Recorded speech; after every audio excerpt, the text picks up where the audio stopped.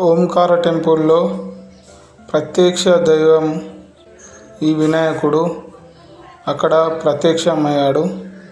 అక్కడ ఉన్నటువంటి నంద్యాల జిల్లా వాసి అయినటువంటి రాము గారికి ఈ వినాయకుడు ప్రత్యక్ష దర్శనం ఇవ్వడం జరిగింది.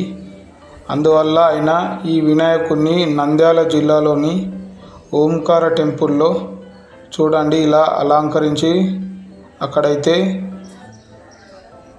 ప్రతిష్ట చేసినారు. చూడండి, ఎవరైనా నంద్యాలకు వెళ్తే ఈ వినాయకుని దర్శనం చేసుకోగలరు. ప్రత్యక్షంగా రాముగారికి దర్శనం ఇచ్చినటువంటి దేవుడు చూడండి వినాయకుడు. ఇది ఓంకార టెంపుల్, నంద్యాల జిల్లా. చూడండి, ఇక్కడైతే స్వామివారికి ప్రత్యక్షంగా మీరు దర్శించుకోవచ్చు, ప్రత్యక్ష దైవమైనటువంటి వినాయకుడిని. ఓకే ఫ్రెండ్స్, ఒకసారి అక్కడ వెళ్తే మాత్రం దర్శనం చేసుకోండి.